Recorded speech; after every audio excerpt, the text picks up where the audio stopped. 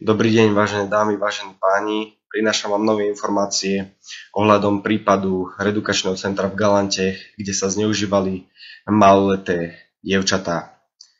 Do povedomia ľudu sa tento prípad dostal hlavne kvôli maloletej Natálii, ktorá bola zneužívaná vychovávateľom a inými zamestnancami tohto zariadenia. Nebola jediná, ktorá bola zneužívaná v tomto zariadení. Natália, ako uviedla RTVS, neišla na výlet s týmto centrom a dokonca bola prevezená do iného zariadenia. Čo je na tom šokujúce, to je to, čo mi aj potvrdil poslanec za Smer-rodina Peter Pčolinský.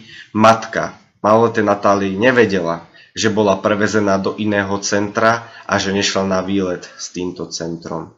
Považujeme to za krok, kde toto centrum chce odstaviť maloletú Natáliu, aby nemohla ďalej podávať informácie, šokujúce informácie, ktoré sa stali v tomto centre.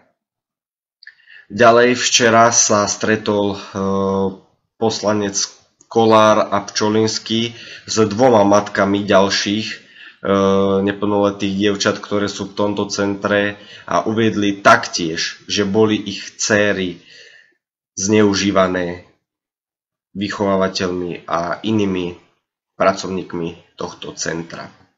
Tieto dievčatá boli zneužívané takým spôsobom, že mnohokrát skončili so zraneniami v nemocnici, napríklad, že im museli zašívať konečník a zistili im rôzne pohlavné choroby.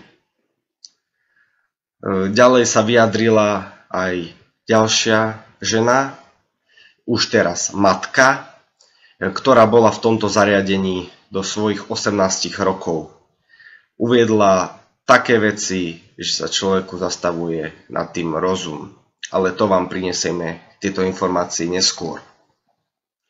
Ďalšia informácia je, že právnu taktovku nad touto vecou zobral poslanec Lipšic.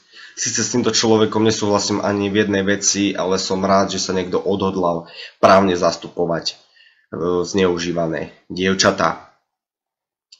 Týmto pádom aj oznamujem, že protest, ktorý som avizoval, sa konať bude. Bude sa konať v októbri, ešte neviem ktorý deň, ktorú hodinu, ale bude to určite v Galante, v blízkosti miesta tohto centra, kde sa zneužívali deti. A ako sme predpokladali, tak to sa aj stalo. Ako to riešila polícia? Nijak. Prišli tam dvaja policajti v civile, zaklopali tam, nikto im neotváral a išli preč. Čiže my budeme ďalej prinášať vám nové informácie, budeme bojovať za práva maloletých detí, budeme bojovať proti úchylom a zvrhlíkom a dúfame, že nás v tomto boji podporíte.